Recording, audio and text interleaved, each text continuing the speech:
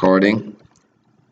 All right, so we're going to talk about the zeros of a polynomial function, and I'm using a PowerPoint, a lot of slides from Shauna Hader from Salt Lake Community College. I tend to use a lot of her PowerPoint presentations for videos because she did a really good job with them. So when we talk about the zeros of polynomial functions, we are going to talk about real number zeros, which are points on the x-axis where the graph touches or crosses the x-axis. And then we'll also talk about complex numbers, which are also numbers that give you 0 when you plug them in for x, but those do not correspond to x-intercepts. Those are just complex numbers that when you plug them into this function, the y value still turns out to be 0. So the real numbers correspond to x-intercepts. So in this case, for example, we have three real zeros here because they are 3 x-intercepts. In this case, we have a real 0 that crosses, a real 0 that touches, and one that crosses again. So we have a repeated 0 right here. Are you with me? Because the multiplicity is even. Now, let's talk about a few rules that we're going to be using here. The first one is the remainder theorem. Let f be a polynomial function. If f of x is divided by x minus c, then the remainder is f of c. In other words, if you divide a polynomial by a linear factor, x minus a number, just plug the number into the polynomial and the answer would be the remainder after division. Since you're dividing by a linear factor, the remainder has to be a number, a constant. So here's an example. We have the function f of x equal to 2x cubed minus 3x squared plus 2x minus 1. And we want to find out if x plus 2, what's the remainder when we divide by x plus 2, right? Now, since we're dividing by x plus 2, we can just do synthetic division, which means we set the x plus 2 equal to 0, solve for x, and that becomes my divisor. I put the coefficients down without the corresponding terms. So we put the 2, the negative 3, the 2, and the negative 1. Don't remember to include any number that you missed. Any number that skipped over the coefficient is 0. And then the first step is to drop the 2, then multiply the first coefficient. We drop that, then we'll multiply negative 2 by 2. That gives us negative 4. Then we add those two numbers, we get negative 7. Negative 2 times negative 7 is 14. 2 plus 14 is 16. Negative 2 times 16 is negative 32. Negative 1 plus negative 32 is negative 33. That's the last term. That term is my remainder. So the remainder after dividing f of x, this function 2x cubed minus 3x squared plus 2x minus 1, when we divide that by x plus 2, the remainder is what? Negative 33. The remainder theorem says to find the remainder, just plug in negative 2 into the function and you would get negative 33. So the remainder is easy to identify. Just plug in this part here into the function and the answer you get will be the remainder. You don't have to go through the synthetic division to find the remainder. Are you with me, everyone? Now, let's take a look at the next theorem. This is the corollary to remainder theorem, the factor theorem. If you divide two things, if you divide a by b and you get 0 as the remainder, then b is a factor of a. So if you divide, for example, 24 by 6, what would be the remainder? Now the quotient is 4. What's the remainder? 0. And the reason for that is 6 goes perfectly into 24. So 6 is a factor of 24. So likewise, when we take the remainder theorem, we have what we call the factor theorem, which says if you take a polynomial and divide the polynomial by x minus c, right, you'll get the same remainder as if you plug in c. If that answer f of c is 0, then you're talking about a factor. X minus c is a factor. So it's just the remainder theorem with an additional condition. And it says if and only if. That means if you get 0 when you plug in c, x minus c is a factor. But if you don't get 0, then x minus c is not a factor. It only works in that particular condition. And it works the other way around. If it's a factor, then x minus c will work. Let's see here. is x plus 3 a factor of negative 4x cubed plus 5x squared plus 8? If it's a factor, when we plug in what number? Not 3, negative 3 into the function, into the expression, we should get 0. If we don't get 0, then x plus 3 is not a factor. Let's see what happens when we plug in negative 3. Negative 3 cubed is negative 27. Negative 4 times negative 27 is 108, I believe. And then you add that to 5 times negative 4 squared, which is 5 times 16. So we have 108 plus 5 times 16 is that 80. 108, huh? Oh, not 16, 9, sorry. 5 times 9 is 45. So 108 plus 45 is 153. And then 153 plus 8 is 161. The remainder is what? 161. So is x plus 3 a factor of this?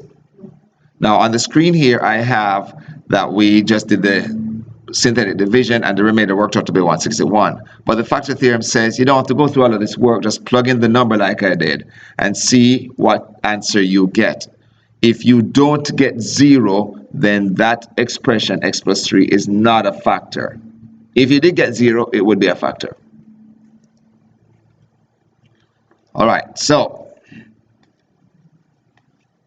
let's factor higher degree polynomials that we can't do by the approaches we learned before. We can't do this by, for example, grouping or by quadratic approaches, because grouping doesn't work in this one. There are 5 terms, not an even number of terms.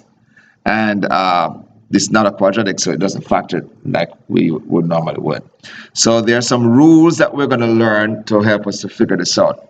The first one is Descartes' Rule of Signs. Descartes' Rule of Signs. It's a guy who came up with this was a philosopher named Rene Descartes. He's the one who came up with the statement, I think, therefore I am. And he was did a lot of mathematics and geometry to help him to do philosophical studies. And this is one of the areas he focused on, Descartes' Rule of Signs. And let's see what Descartes' Rule of Signs says. It's a little tricky. You have to pay close attention to what's going on. It says, suppose you have a function, f of x. It's a polynomial function in standard form. That means from highest power of x down to the lowest power of x. Here's the rule. The number of positive real zeros of f either equals to the number of sign changes from term to term, or it's an even number less than that. So, one more time. You take f of x and it's in standard form, and you find out how many times does the sign change from one term to the next. Whatever that number is, the number of times the sign changes, that's the number of positive zeros. That means the positive numbers that you plug in, you get 0. Positive real numbers. Or it's an even number less than that. So if you got 5 sign changes, then you'll either have 5 positive zeros, or 3, or 1. You have to just keep taking away 2 each time to see. It tells you the number of possibilities. So here's an example. Oh, there's a second part of it about the number of negative zeros, and we'll see that in a minute. So we have this polynomial f of x equal to x to the 4 plus x cubed minus 3x squared minus x plus 2. Let's see how many sign changes we go from this in standard form. It's already in standard form. The first term is positive. The next term is positive. Is there a sign change there? No. Then from so there's no sign change. From the second term to the third term, you go from a positive to a negative. Is that a sign change? So we have 1 sign change so far. From the third term to the fourth term, we go from negative to negative. Is that a sign change? Nope. Still have 1 sign change so far from the first time. And then from negative x to positive 2, it's a second time sign change. So how many sign changes do we have in all?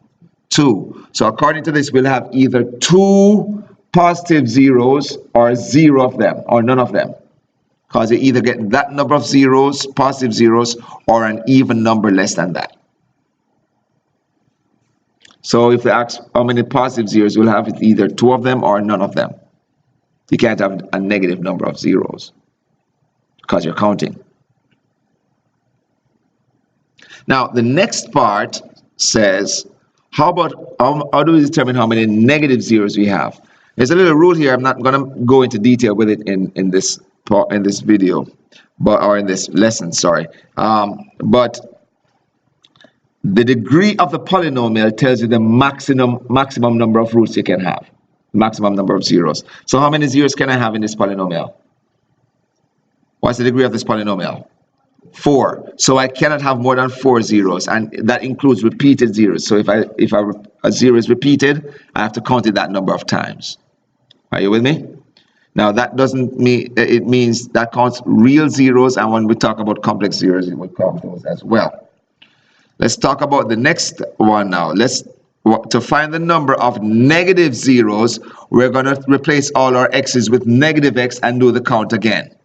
But this time the sign changes will tell us how many negative zeros we'll have, and it's the same rule as with the positives. It's that number or an even number less. So we take out our f of x and replace all our x's with negative x. In other words, we find f of negative x. And then we simplify it. So I'm simplified here. So negative x to the 4 is just x to the 4.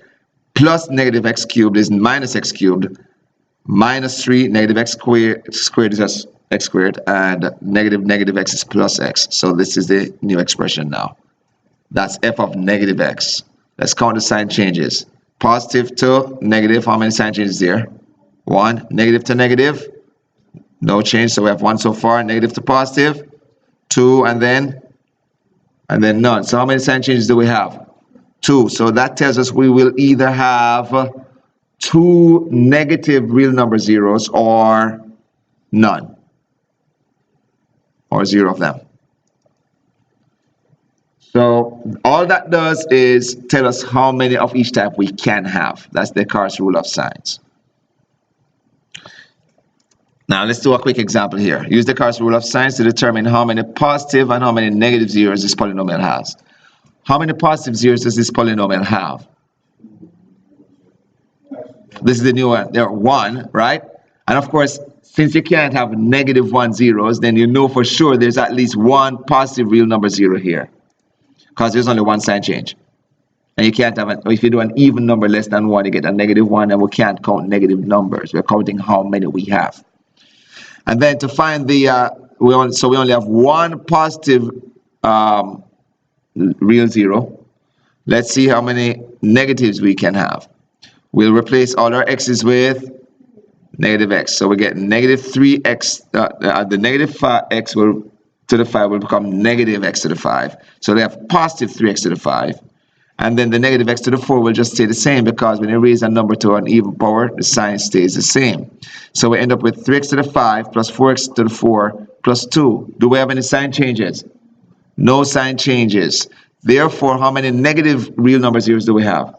None of them, 0 of them. So we'll only have 1 positive real number zero and no negative real number zero, which means the other 4 zeros of this polynomial are going to be complex numbers.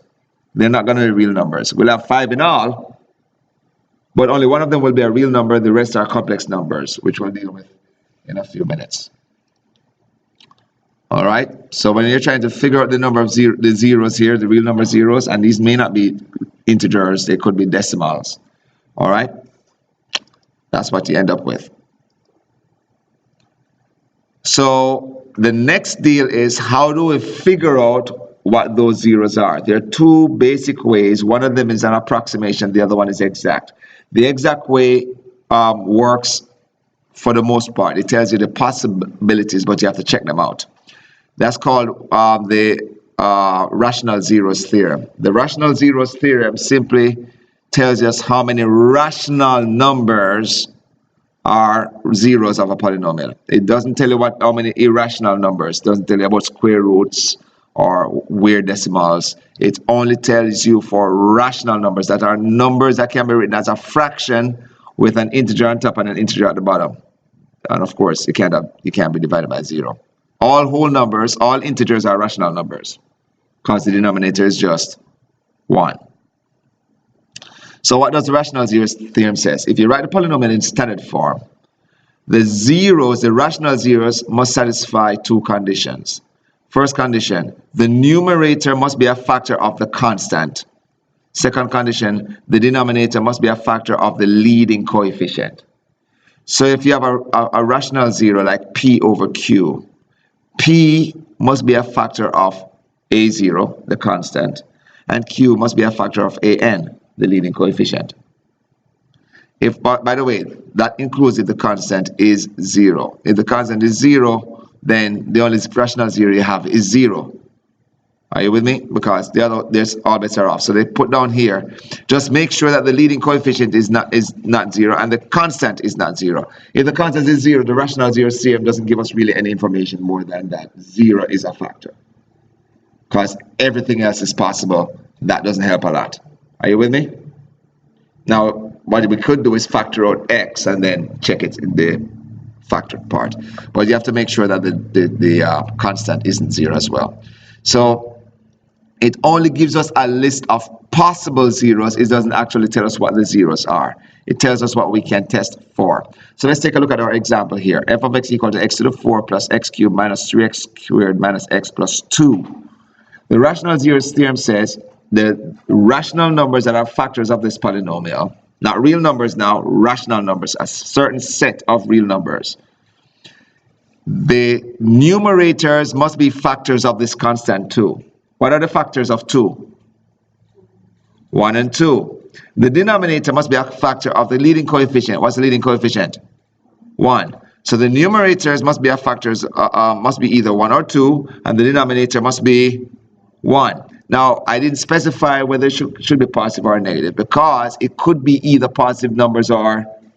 So we're not only using 1 and 2, we're using positive 1 or negative, a negative 1, positive 2 or negative 2.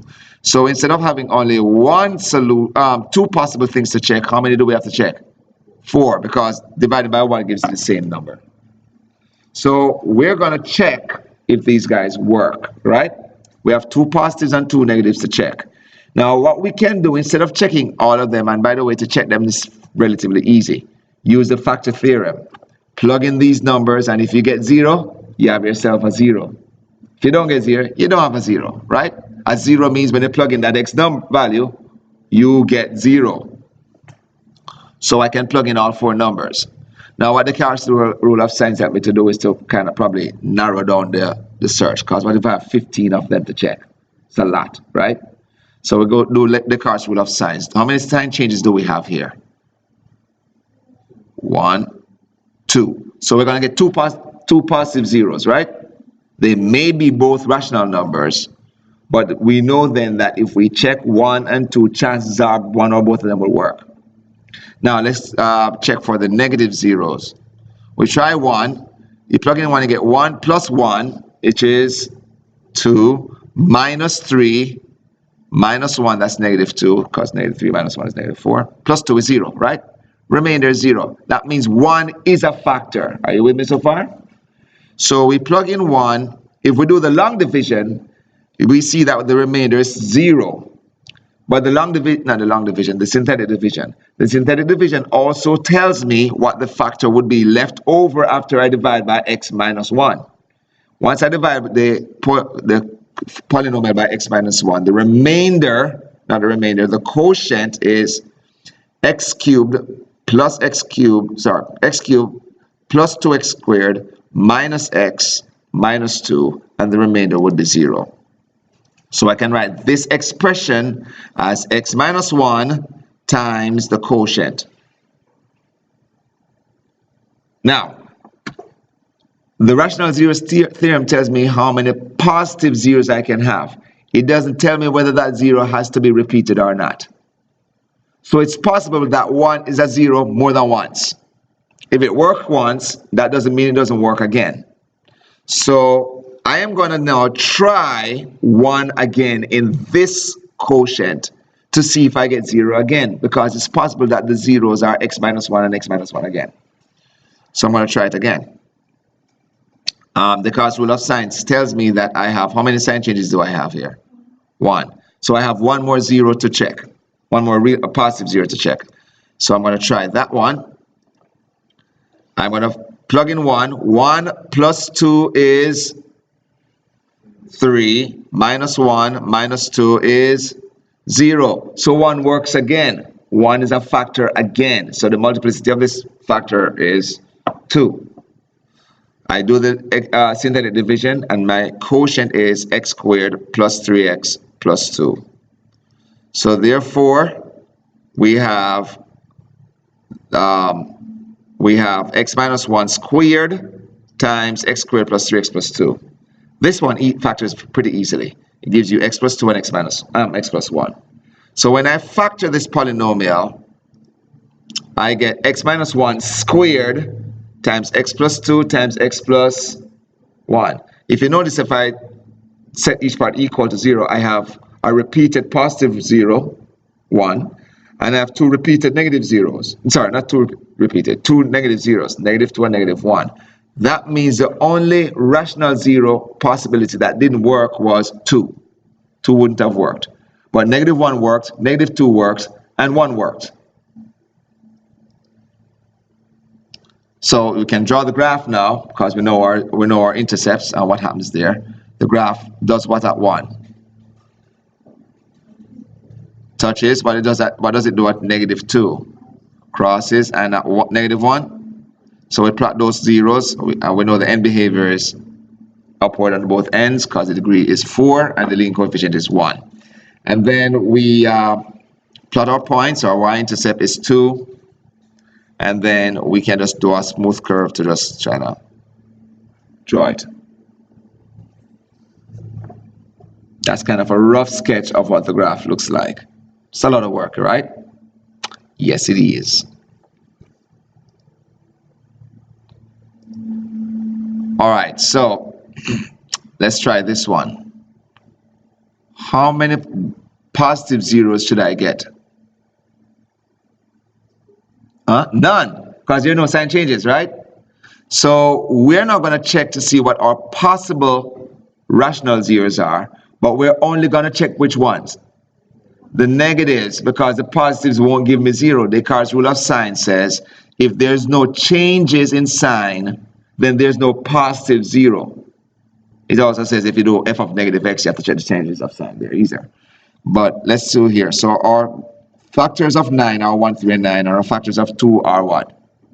1 and 2, and we're doing pluses or minuses. So we have like 1, 2, 3, 3 by 2, 6 factors we can try. 1 over 1, 1 over 2.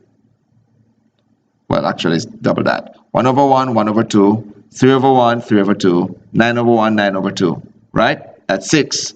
And then you have plus or minus, so that's 12 possibilities, but we're only checking the negative ones because there's no positive zeros. 12 of them to check. But Descartes' Rule of Signs says no sign changes, so we only need to check the negative guys.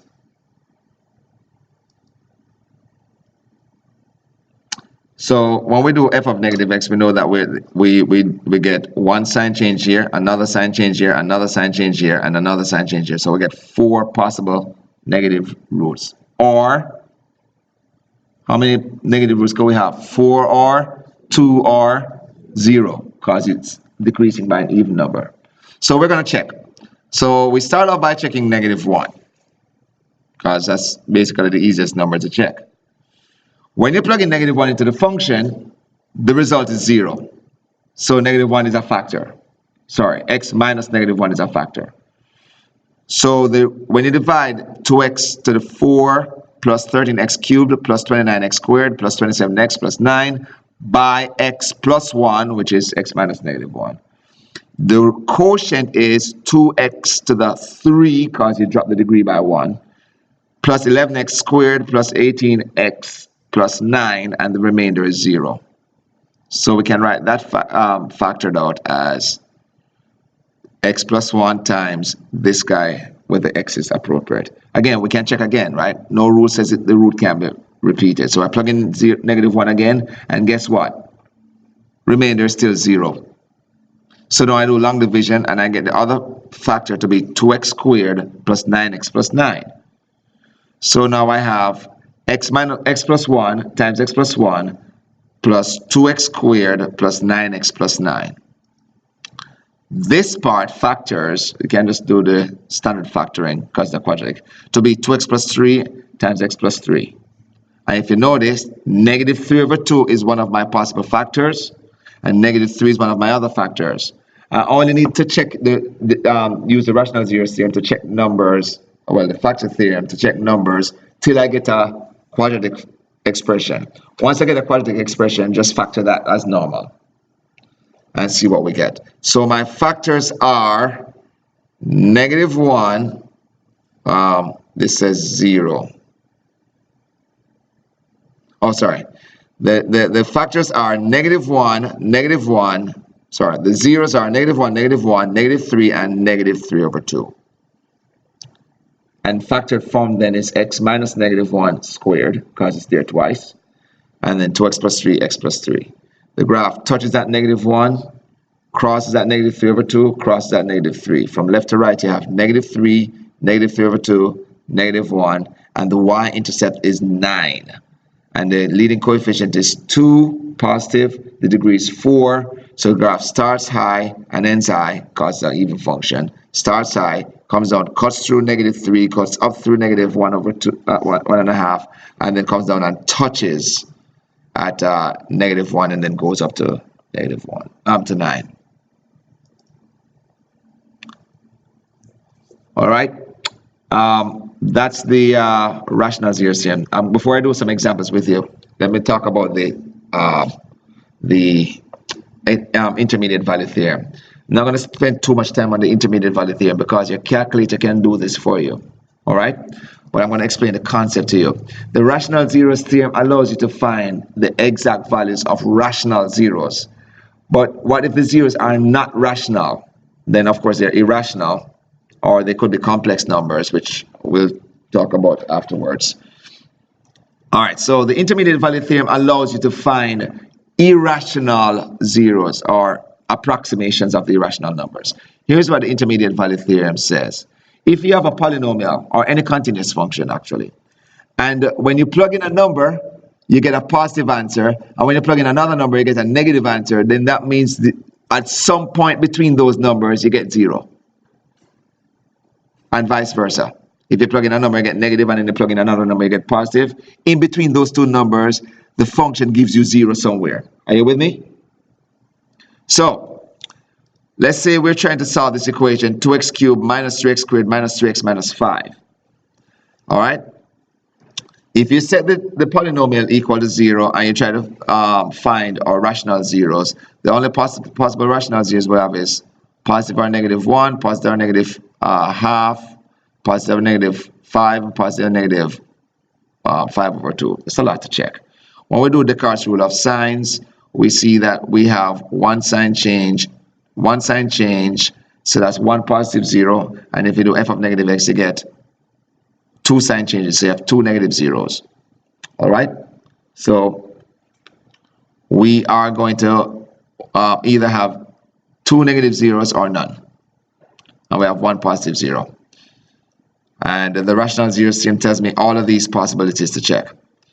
So we go through and we try numbers. We try 1, you plug in 1, you get negative 9, not a 0. You try 5, you don't get 0, not a 0. You try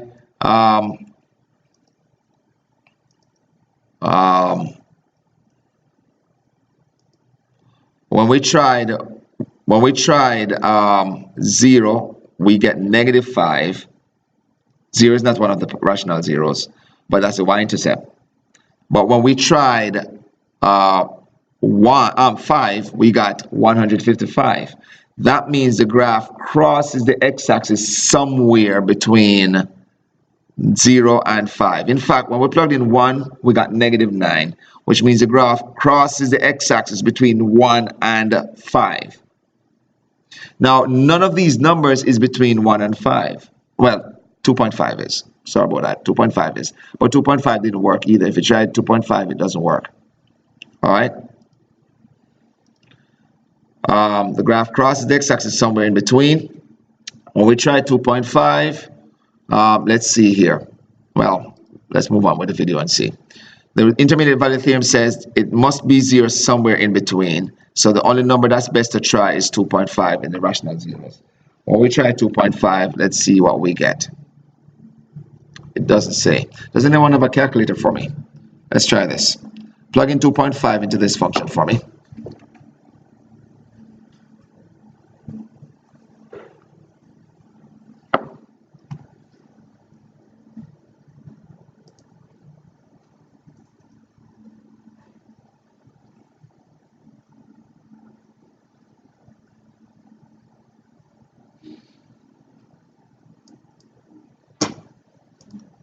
What do we get? You got what? 11.25? Did we all get that? Did we all get the same answer? I'm not getting anybody else tell me anything. All right, let's do it on my calculator. 2 times 2.5 cubed minus 3 times 2.5 squared minus 3 times 2.5 minus 5. 0. So 2.5 is where it crosses in between. Yes? So we don't have to worry about that. We know that one of the zero that works is 2.5. That's one of the positive zeros.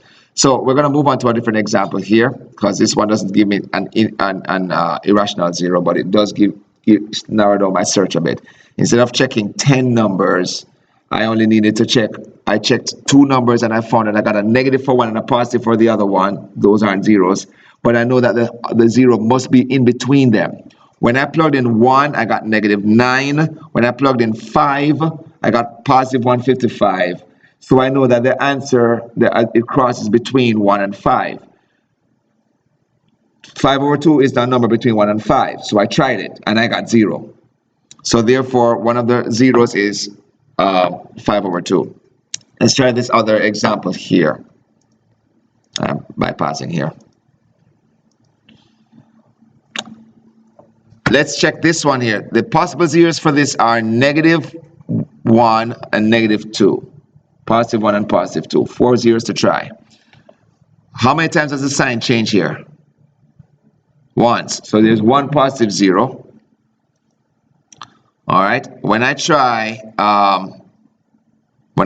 negative 1, I get negative 6. And when I try 0, I get 2. Okay.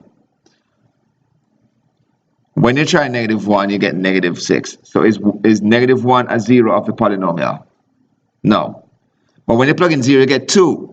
So on the left side, at negative 1, you get a negative answer, and at 0, you get a positive answer. What does that tell you? That the graph does what? Crosses the x-axis between negative 6 and 2, between negative 1 and 0. Because when you plug in negative 1, you got a negative, and when you plug in 0, you got a positive. Here's the problem, though. The Rational Zeroes Theorem doesn't give me a fraction as a possibility to check. The Rational Zeroes Theorem only tells me that I can check 1 and negative 1, 2 and negative 2. So that means that where it crosses between negative 1 and 0 is an irrational number. It's not going to be a nice fraction. So we're going to only be able to get an estimate. So what we're going to do is try some numbers here. I try negative 1, I get negative 6. And when I try 2, I get 0. So what I'm going to do is try a number in between them. So we're going to try the number halfway between them, which is negative 0.5. When I plug in negative 0.5 into the function, when I plug that in, I get 0.8125. Is that a positive or a negative number?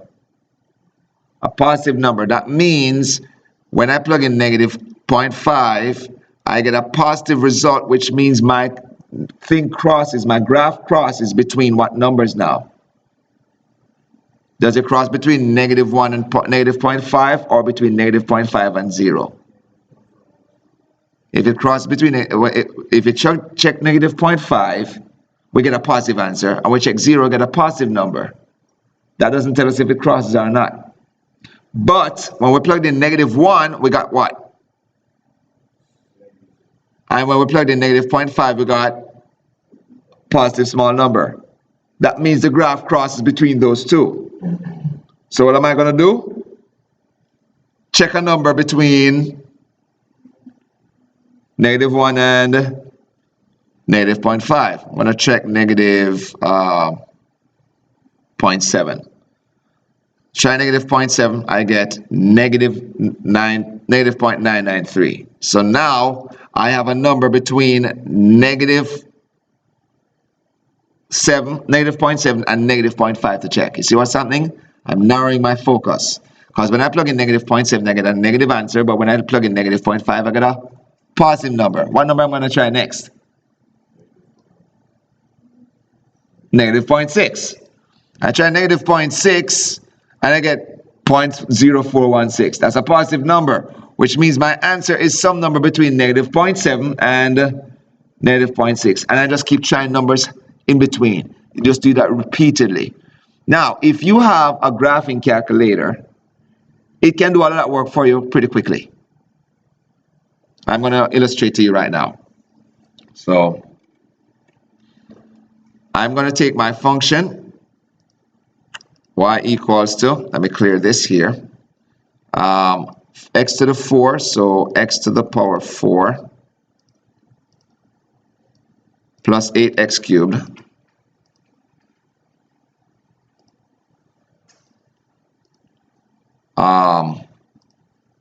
minus x squared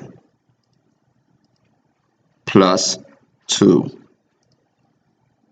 All right, let me change my window, -10 to 10, and the y values are, yeah. So let's see. Let's look at the graph here. If you look at the graph here, it's kind of a weird looking graph. The bottom part of the graph can't be seen, but you see that it crosses the axis two places, right? I'm going to kind of zoom out a bit so you can see what the graph generally looks like, and then I'm going to go back in. So I'm going to make my y minimum to be -200, just to get a generalized view. Whoa, it's still going. Let's try again. Change my window to -400. And then you see, ooh, still going downward. You see that? Pretty dip. Last chance. -600. And that's what it looks like now. It turns, comes back up, and does something right here. So there are two places stuff was going on, right here and right there, right? So I'm going to recenter my windows. I'm going to go back to -10 for the y minimum. And I'm going to go to the x maximum and just change that to, say, 4, so we get a wider range, a better view of what's going on. So let's look at the graph. If you look at the graph now, you see the graph crosses here and then comes and crosses right here between -1 and 0. We knew it was going to cross between -1 and 0. Yes? Now, this on the TI-84, TI-83 will work as well. You can figure it, you can have the calculator do it by just saying calc, second calc. And that gives you a number of options, and you can ask the function, what is the 0? So I want to find the x-intercepts. So I choose option number 2, and it asks me, okay, tell me which part of the graph you want. So I'm going to shuffle over a bit. I'm going to do the right side first. I'm going to shuffle over. You see that right there? You see the dot, the blinking dot there? That's the point I'm at. That's a point on the left side. So it says, what's your left boundary? What's your left boundary for your check? I say, I'm going to use this left boundary here. And then they ask for the right boundary. So I just check until I go to the right of the point where it crosses. So I chose a point to the left of the x-intercept and a point to the right of the x-intercept. And then it says, do you want to make a guess? I say, well, I'll just guess this point here. Look at what happens now. It doesn't work. What's the answer? Can you see it? -0.6046. That's what we expected. We expected a number between -0.6 and -0.7. The calculator kept just doing the work, just cutting it into pieces until it got an approximate value. All right, over here, that number looks like 1, 2, 3, 4, 5, 6, 7, 8. That doesn't look like one of the zeros that we should get, does it? The rational zeros. So let's go back over here now. I'm going to go through the process again. So second calc, I want to calculate the zero. I go over to the left this time. So I'm just going to keep going until I see something show up. Oh, it's taking its time.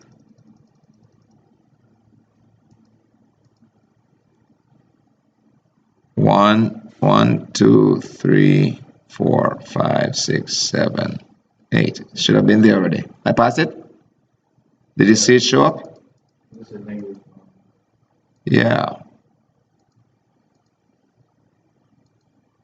All right, so I'm going to just use this guy here. -8, because it's not showing on my screen. See? Do you see it on the screen? Do you see the dot? I don't see the dot. So look at the y values. The y values are negative. And I just keep going to the left until I see y values turn positive. You see that? So I'm going to use that as my left bound. And then I'm going to go to the right and my y values turn negative. I'm going to use that as my right bound. And then it doesn't matter what I can just use either one of those as a guess. And the answer is -8.119425 approximately. So you see there are two irrational zeros here, both of them negative. It takes work, yes? Calculator does all the work for you. So that's why I won't spend much time going through all of this work here. Let's do a quick switch over and try this question here. So write that down, please, and try that question. I have a few more that we want to do. If we don't get through it today, we'll complete the video. Okay, let's check the answer for this one.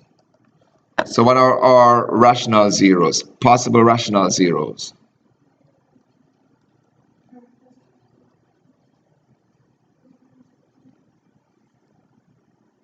All right, so we have plus or minus. What are the factors of 10? Over 1, right? So you said that would give us positive or negative 1, positive or negative 2, and positive or negative, oh, I forgot 10. Every number is a factor of itself. Plus or negative 5, positive or negative 10. And what did we say? Since there's no sign change, right? Then there's no positive zeros.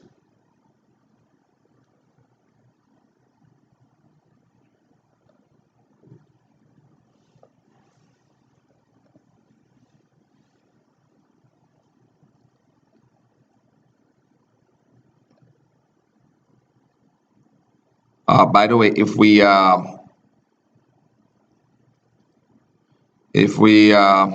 replace all the x's with negative x, you get a sign change from here to here, a sign change from here to here, and a sign change from here to here. So you'll get 3 possibilities.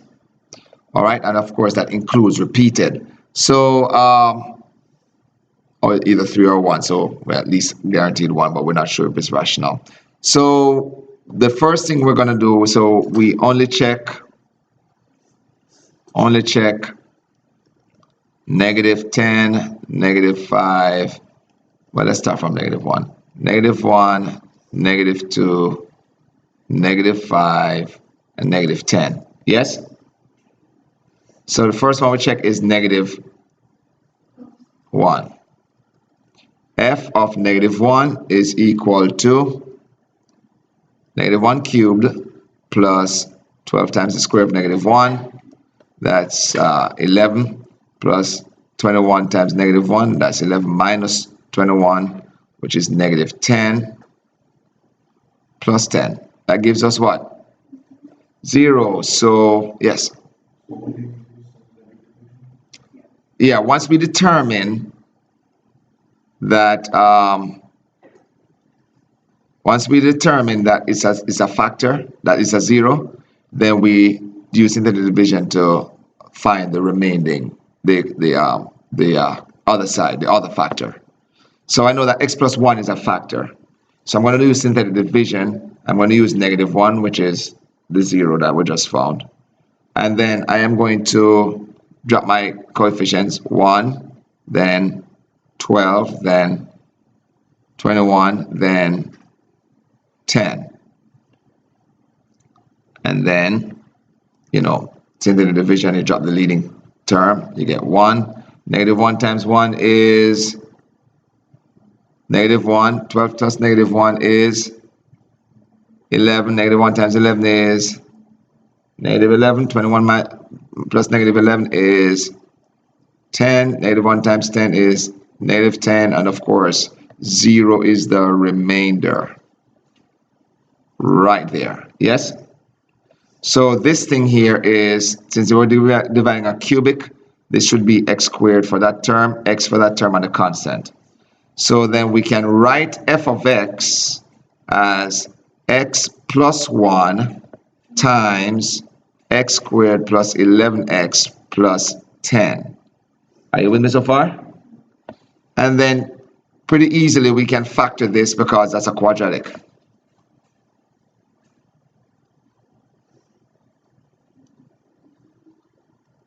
Are you with me?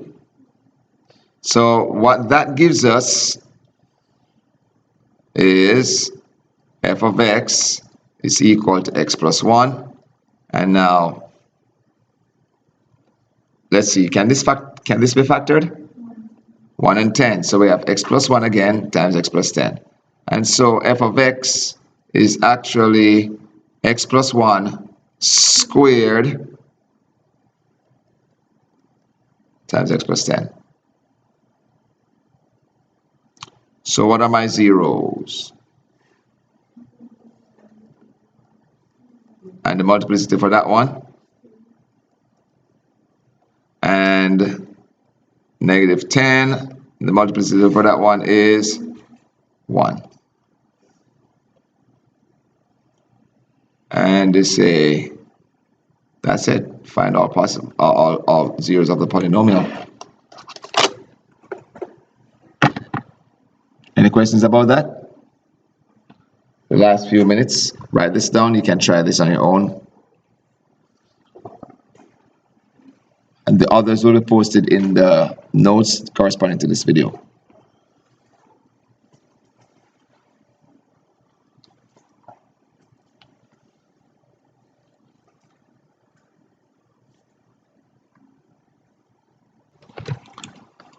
With this question, we're going to do the next example here. Find all zeros of the polynomial using the Rational Zeroes Theorem. So let us start off on number 43. The Rational Zeroes Theorem says that if we are going to find rational zeros of a polynomial, the numerator of the rational zero must be a factor of the constant, the non-zero constant, and the denominator must be a factor of the leading coefficient. So our possible rational zeros, or possible rational zeros, are the factors of 8, 1, 2, 4, and 8, positive or negative, divided by 1, which means our possible factors are positive -1, positive -2, positive -4, or positive or negative 8. Now, if we do Descartes' Rule of Signs, we see that there are two sign changes. One sign change, well, I'm sorry, there is only one sign change for this question. Two, sorry. From positive to negative here, that's one. From negative to positive, that's another. So two sign changes. And if we do f of negative x, we have negative x to the 4 minus 2 times negative x cubed plus negative x squared plus 12 times negative x plus 8. And that gives us x to the 4 plus 2x cubed plus x squared minus 12x plus 8. And you can see when we do that, we have two sign changes again. So by Descartes' rule of signs,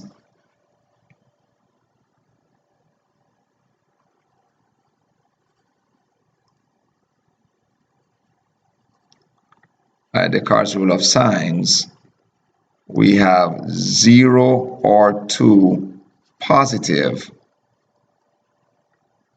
roots or zeros and 0 or 2 negative roots, because in both cases we have a sign change twice. Descartes' rule of signs says you either get that number of sign changes or an even number less, and of course you can't have a negative number of sign changes or negative number of roots. So that said, we have to try anything here. No, the default is to try -1. When I do f of -1, you'll see that it works out to be 0. -1 to the 4 is 1, minus 2 times -1, that's 1 plus 2, -1 cubed, that's 3, plus -1 squared, that's another 1, that's 4, plus 12 times -1, that's -8, plus 8, and that's equal to 0. So we know that -1 is a factor. So I can then do synthetic division to find out what the quotient is after dividing by the factor of x plus 1. So we have 1, the coefficients are 1, -2, 1, 12, and 8.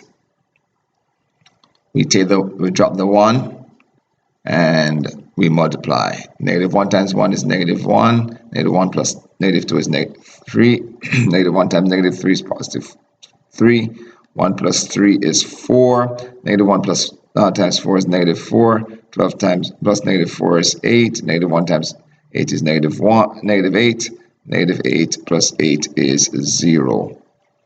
So we expected the 0 here, that's the remainder. So then our expression becomes f of x is equal to x minus -1, which is x plus 1, times x cubed minus 3x squared plus 4x plus 8. Let's continue over here. Now, there's no reason that -1 may not work again. So I'm going to try -1 in this expression here. So we're going to take this expression and we're going to substitute -1 into that. So -1 cubed minus 3x, 3 times -1 squared plus 4 times -1 plus 8. Let's see what that gives us. -1 minus 3 is -4, minus 4 is -8, plus 8 is 0. It works again. So then we know that -1 is another factor. It's a factor twice.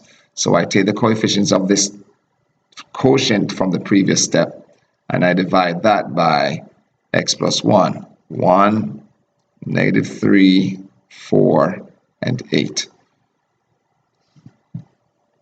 So I drop my leading coefficient, multiply -1 times -1 is -1, and that you get -4. -1 times -4 is 4, and that you get 8. -1 times 8 is -8, and that you get 0. And what we have now is, what we have here is a quadratic quotient, which we can just try to factor it. So f of x now can be written as x plus 1 times another x plus 1 times x squared minus 4x plus 8. Now, what we're going to do is try to see if we can factor this. So to check if it can factor, we're going to do the discriminant. B squared minus 4ac, that's the square of -4 minus 4 times 8 times 1. When I work that out, that gives me 16 minus 32 and -16. That means it cannot be factored since this is not a perfect square. That's a negative. Negative numbers are not perfect squares. So x squared minus 4x plus 8 gives no real number factors. So then we can then say that this is f of x equal to x plus 1 squared times x squared minus 4x plus 8. And this piece here, that piece there, is prime. So this thing here is prime. That part there is prime. It cannot be factored anymore. So we'll get no real number solutions therefore. So the real number zeros, the real zeros of this, and I spell my zeros with an E, but some people spell it without an E at the end. And yes, the zeros are -1. Actually, that's the only time. That's the only zero. And its multiplicity is 2. That is the real, that is the, those are the real roots of this polynomial. Let's do one more example and then we'll move on to the next concept.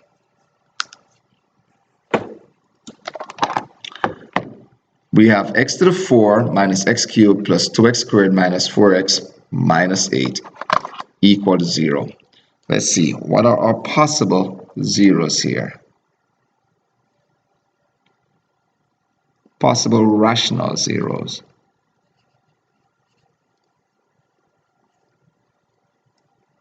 Our possible rational zeros are positive or negative 1, 2, 4, and 8, because those are all divided by 1. So I'll just leave that off, that, and I'll just put the positive or negative in front of each term. Positive or negative 1, positive or negative 2, positive or negative 4, positive or negative 8. Positive or negative 8.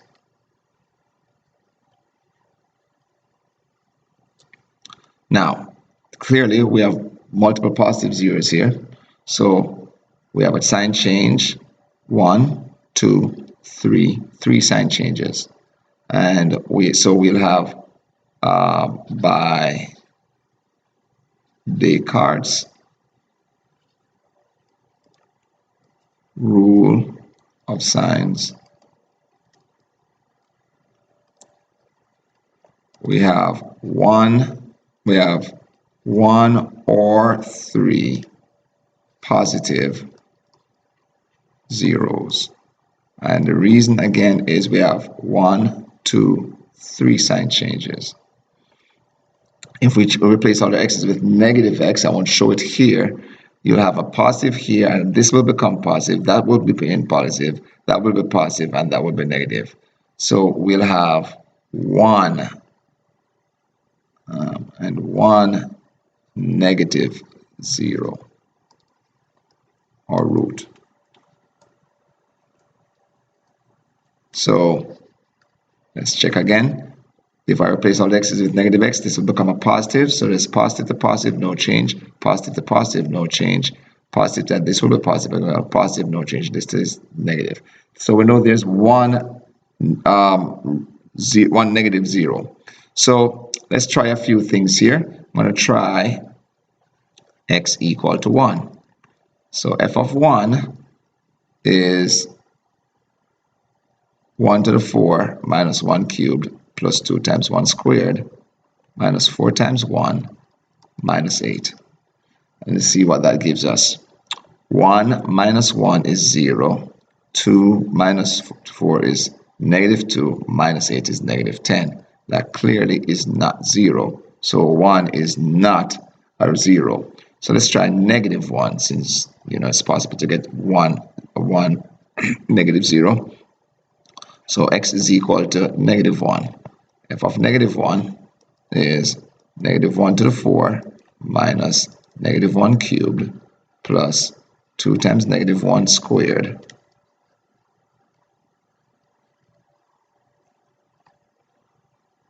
minus 4 times negative 1. writing error here, minus 8. As 1 plus 1 is 2, plus 2 is 4, plus 4 is 8 because it becomes a positive, minus 8 is 0.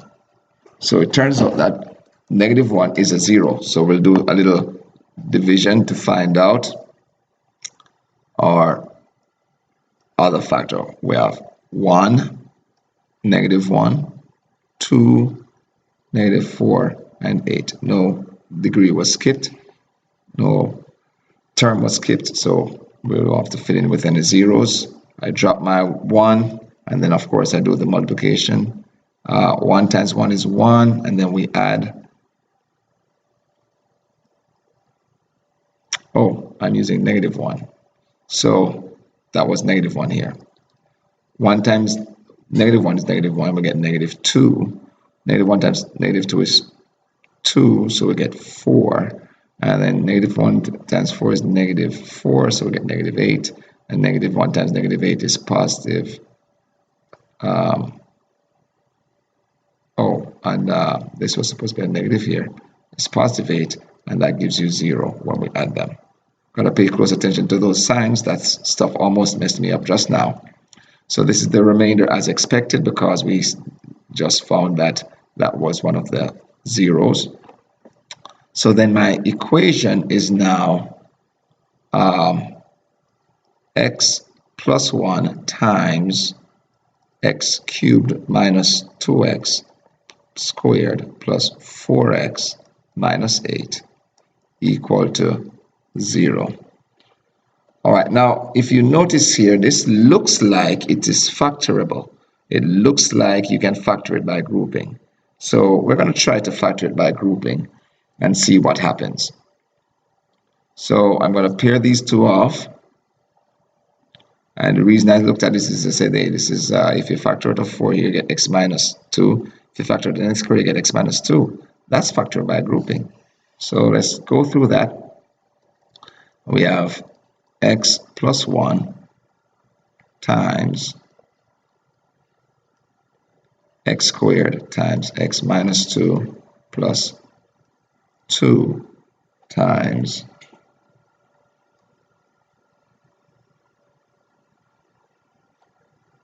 plus 4, sorry, times x minus 2.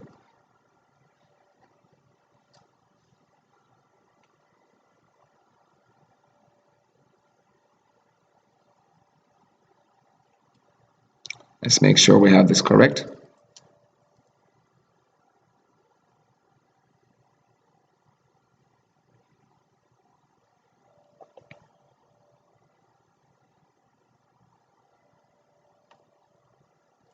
All right, so once we factor that out, we get x plus 1 times x minus 2 times x squared plus 4.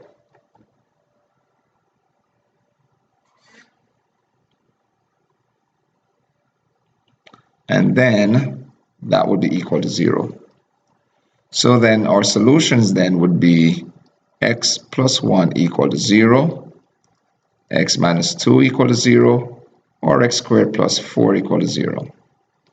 And if you try to solve this, you'll end up with x is equal to negative 1 as we got before, x equal to 2, which is another factor, and then we have x squared equal to 4, which gives us two complex solutions. X is either plus or minus 2i. Sorry, this was negative 4. And then you do square root. So our zeros are negative 1. It's a multiplicity of 1. And then positive 2, and that's a multiplicity of 1. And the others are complex, so we just leave those. So therefore, in this case, the graph of that function would cross the x-axis. And these guys are the complex zeros. All right, we're now going to go on to the next concept. The final part of this lesson is going to be on complex zeros of a polynomial. We spoke about real zeros, and we particularly spoke about rational zeros, and we did a little bit about how to estimate irrational zeros using the intermediate value theorem. Now let's talk a little bit about finding complex zeros. Now, complex zeros of a polynomial will show up in basically two ways. We have a quadratic expression that when you solve it, you get two imaginary solutions. So x squared plus 4 equal to 0. You solve for x, you get x equal to plus or minus 2i. Or you can have a quadratic expression, a quadratic equation, where when you factor it, you don't get an imaginary, you get a complex, which is a sum of an imaginary and a real. In this case, x squared plus 2x plus 5 is equal to 0, solves to be -1 plus or minus 2i. As you can see here, that when we solve this quadratic factor, it gives us two complex number solutions. Each time, actually, we get two complex number solutions, and the complex numbers we get are conjugates of each other. That means the only difference between them is that the sign in front of the imaginary part is the opposite. One is positive, one is negative. This brings us to a little bit of a rule. We're not going to prove it, but these are two very important rules. If you have a polynomial equation of degree n, n has to be greater than or equal to 1, of course, then counting multiple roots separately, then you'll have n roots. So you might count, if a root is repeated, you count it that number of times. So you'll have n roots. In addition, if you have a complex number a plus bi as a root of a polynomial equation, then that means the b has to be non-zero. Then its conjugate will also be an imaginary, a real root, root of the polynomial. Please note that real numbers are their own conjugates, so that is automatically satisfied with a real number. But for a complex non-real number, that number and its conjugate are two separate numbers. So those are imaginary pairs or conjugate pairs. And then the very important fundamental theorem of algebra that was proved by Friedrich Gauss, which says if you have a polynomial of degree n, where n is greater than or equal to 1, that means it's linear or greater, then if you're trying to solve the equation f of x equal to 0, you must get at least one complex number root. And based on these combined efforts here, we see that the degree of the polynomial will tell us the number of complex roots we have if we include real numbers as complex roots. Of course, real numbers are complex numbers. So if asked to find a polynomial that has zeros 2 and 1 minus 3i, you would know then that the other zero, another zero, would be 1 plus 3i, because that's a conjugate of 1 minus 3i. Okay, so let's see if we can find such a polynomial. We want to find a polynomial which has zeros 2 and 1 minus 3i. And so we know that another zero would have to be 1 plus 3i. And then we form the factors of those. So one factor is x minus 2. One factor is x minus the quantity 1 minus 3i. And the other factor is x plus the quantity 1 minus 3i. Sorry, x minus the quantity 1 plus 3i. So then we can distribute the parentheses inside these parentheses, and then we can distribute the right parentheses and see what we end up with. We end up with x squared, x times x, then x times -1, then x times 3i, then -1 times x, then -1 times -1, then -1 times -3i, then 3i times x, and 3i times -1, and 3i times -3i. You get this expression here, and as you notice, all the terms with an I actually cancel out, apart from this last term, but I squared is -1. So since I squared is -1, all the complex portions disappear, leaving just real coefficients. Then I can always just distribute this parentheses, and then we end up with x cubed minus 4x squared plus 14x minus 20. And that is my polynomial that has roots 2, 1 minus 3i, and 1 plus 3i. And it's a third degree polynomial. Now, let's take the same polynomial and work backwards now. We're going to try to find out what the zeros are of this polynomial. The possible rational zeros are plus or minus 1, plus or minus 2, plus or minus 4, plus or minus 5, plus or minus 10, plus or minus 20. Now, Descartes' Rule of Signs, we have 2 sign changes when in the positive case. Well, 3 sign changes. One here, 1 here, and 1 here. So we know that there will be no sign changes in the zero case, in the negative case. If I change all my x's to negative x, I'll have a negative here, a negative here, a negative here, and a negative here. So we'll have no negative zeros and only positive zeros. So all I have to do is check the positive numbers. Of course, when I check 1, 1 cubed minus 4, 1 minus 4 is negative 3, plus 14 is 11 minus 20, and that is not going to be 0, so therefore 1 is not a 0. Then we try 2. We did 2 before because we checked it before, but let's do it again. 2 cubed is 8, minus 4 times 2 squared, that's 8 minus 16 is negative 8, and then 40 times 2 is 28. That gives us positive 20. 20 minus 20 is 0. So so 2 is a 0. So then we do synthetic division to find the remaining factor, and we see that the remaining factor is 1 or 1x squared minus 2x plus 10.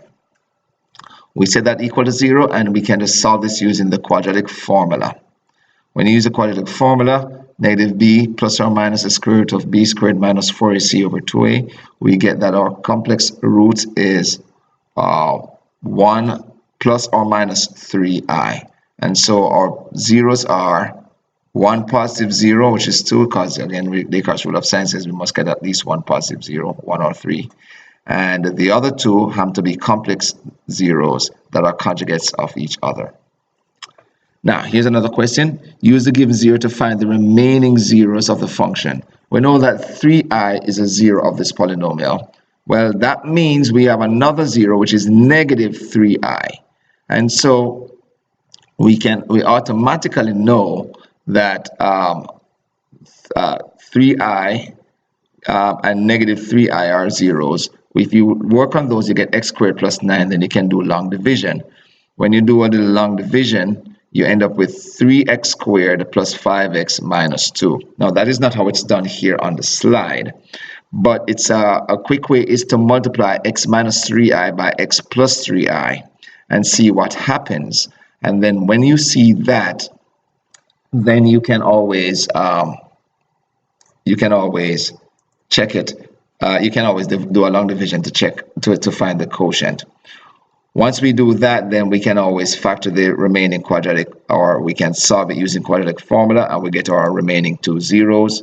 And so our remaining zeros are going to be 1/3 from this factor here and negative 2 from that factor there. All right. So let's do a few quick examples.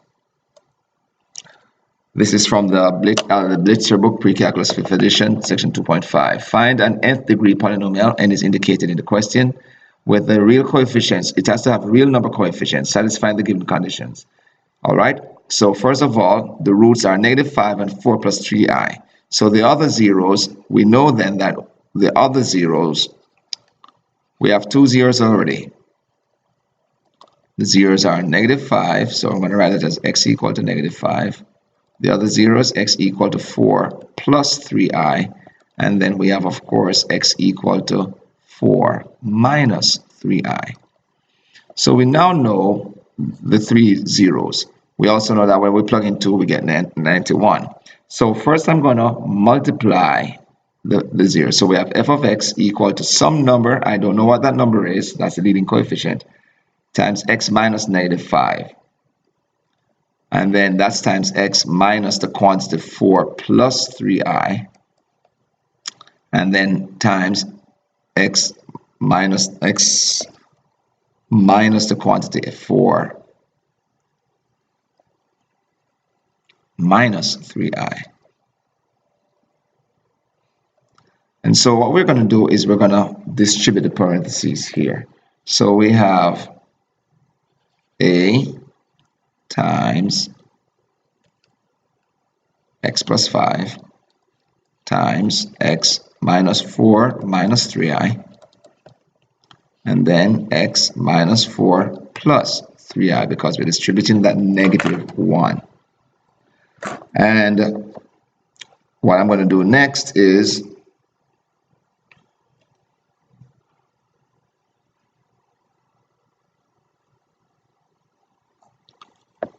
distribute the parentheses on the right because those are more complicated.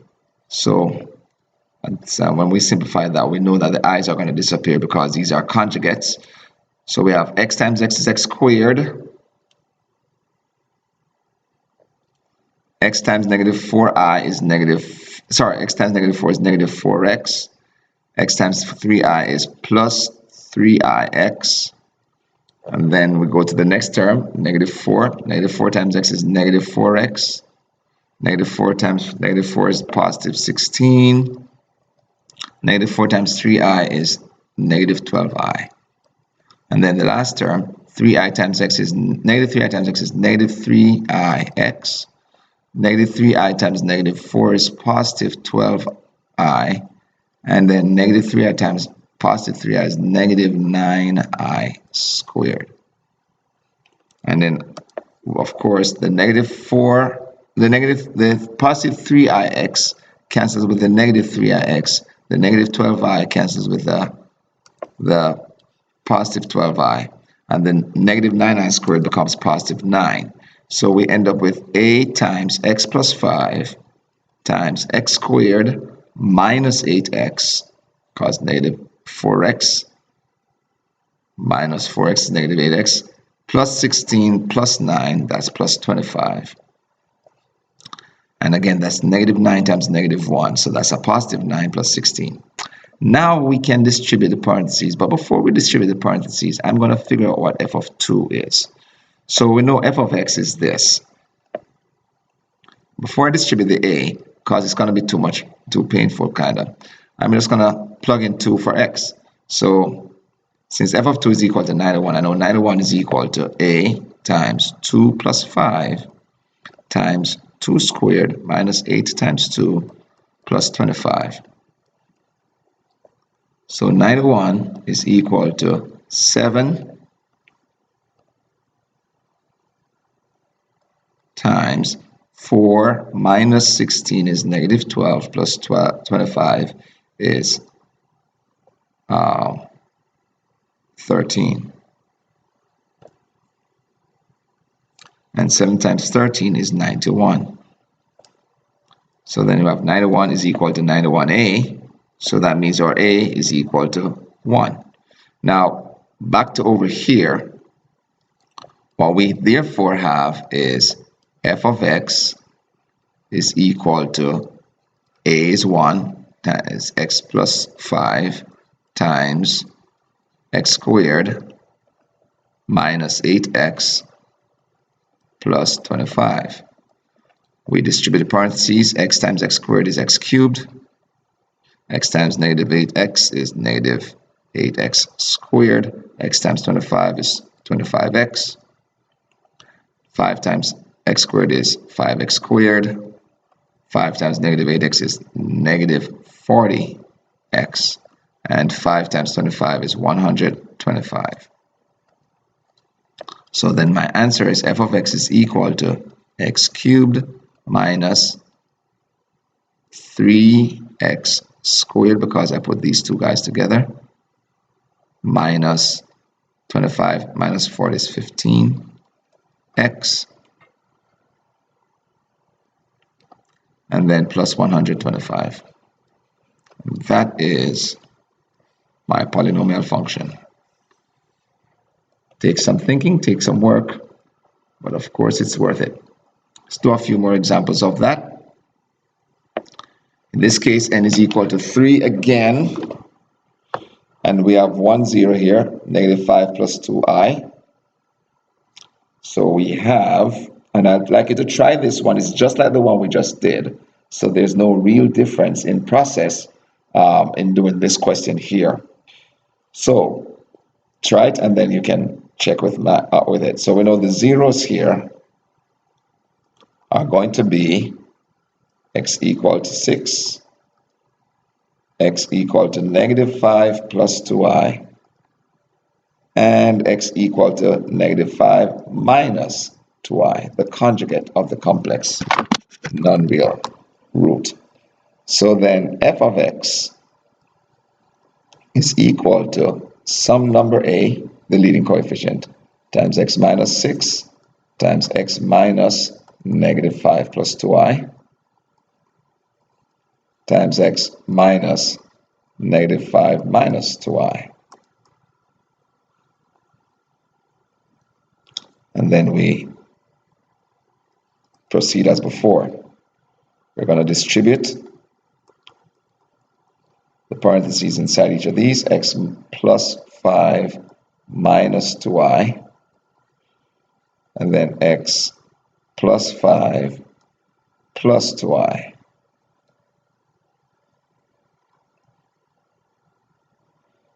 And then we're going to distribute the parentheses in the last pair of parentheses here. So we have f of x is equal to a times x minus 6. X times x is x squared. X times 5, 5x. X times 2i is 2ix. 5 times x is 5x. 5 times 5 is 25. 5 times 2i is 10i. Negative 2i times x is negative 2ix. Negative 2i times 5 is negative 10i. And negative 2i times 2i is negative 4i squared. Simplifying, we have a x minus 6. We have the x squared term. 5x plus 5x is 10x. And then, of course, 2ix cancels with negative 2ix, and 10i cancels with negative 10i. And then negative 4i squared is positive 4. 4 plus 25 is 29.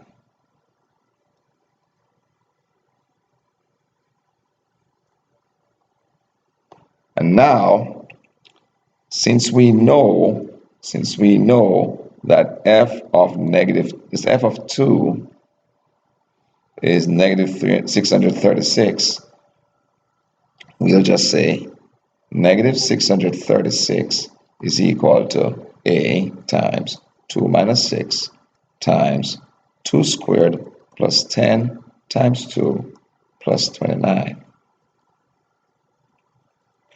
That gives us negative 636, which is equal to, this is negative 4, and I believe, let's see, this is 4 plus 20, that's 24 plus 29, that would be 53.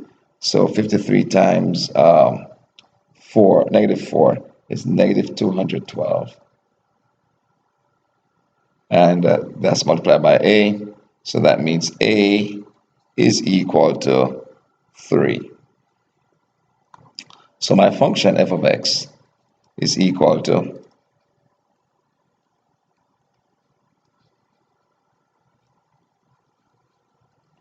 3 times x minus 6 times x squared plus 10x plus 29.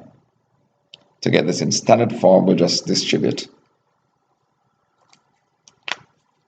So we'll leave the 3 out front and multiply that to all the answers. X times x squared is x cubed. X times 10x is 10x squared. X times 29 is 29x.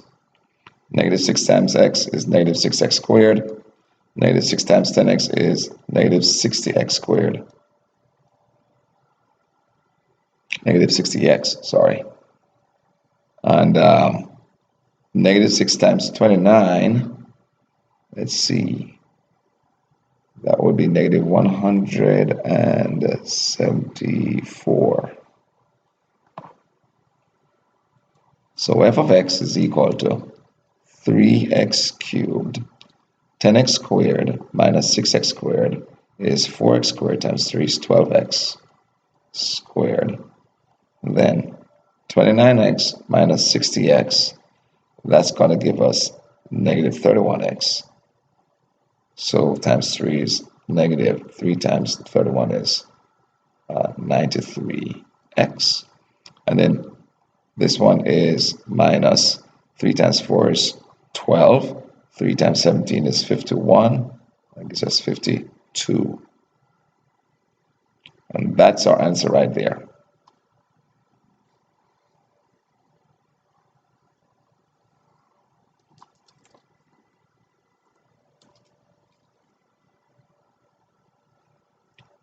Let's try a couple more. In this one, we're told that n is equal to 4, and we're told two complex roots. Well, that's pretty easy now, because the zeros then are going to just be I and its conjugate, and then 3i and its conjugate. So then f of x is equal to some number a times x minus I times x plus I, and then x minus 3i times x plus 3i. Now, what we're going to do is we're going to distribute each pair of conjugate terms, because that will make it easy for us. So we have a times x squared minus plus ix minus ix minus I squared. And then the other one is x squared plus 3ix minus 3ix minus 9i squared. We get a x squared, the I terms cancel, and we have negative I squared is just 1, so it's plus 1, and then negative 9i squared is just plus 9, so it's x squared plus 9. And then that would be f of x in factored form. F of negative 1 is 20, so we have 20 is equal to a times negative 1 squared plus 1 and negative 1 squared plus 9. So it's 20 equal to a times 20. That's 2 and that's 10, which means a is equal to 1. So then f of x is equal to x squared plus 1 multiplied by x squared plus 9. If we distribute that now, we get x to the 4 plus 9x squared plus 1x squared plus 9. And that would be f of x is equal to x to the 4 plus 10x squared plus 9.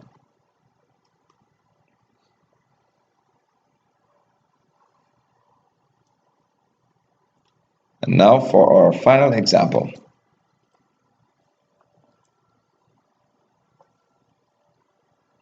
In this case, we have 4 roots. So the roots or zeros are x equal to negative 2, x equal to 5, x equal to 3 plus 2i, and of course, x equal to 3 minus 2i. And the process is the same. So we have f of x is equal to some number a times x minus negative 2, which is x plus 2, times x minus 5, and then times x minus 3 plus 2i, and x minus 3 minus 2i. So f of x is equal to a times, what we'll do is we'll distribute those. We have x plus 2, x minus 5, x minus 3 minus I, and x minus 3, I missed out the I, it's a 2i, so minus 2i, and then minus plus 2i here. And then we'll do our distribution as before. I'm going to leave this answer in factored form. So we have x times x is x squared minus 3x plus 2ix minus 3x again, then plus 9, then plus 6i, and then finally minus 2ix plus 6x plus 6i, sorry,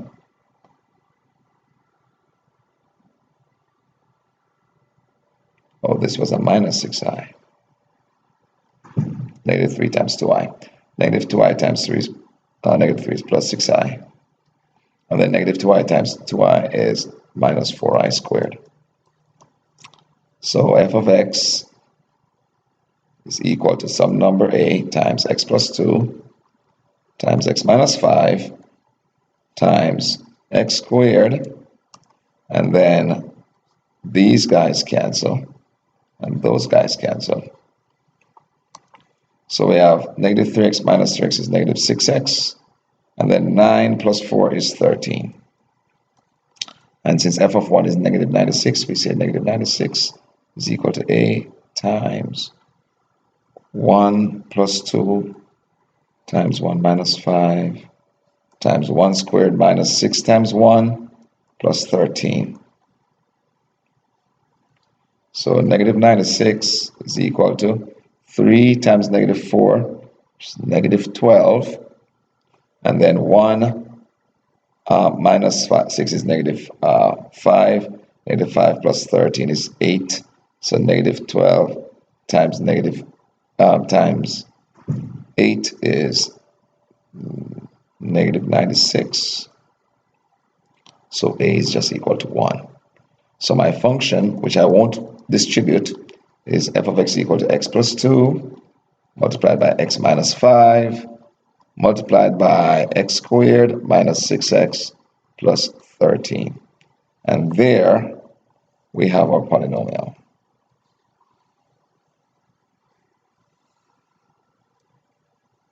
And that is all for today.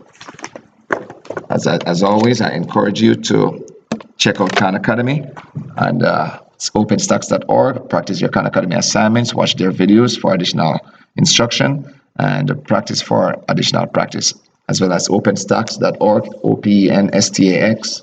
You can also check out the app. All the best. Keep practicing.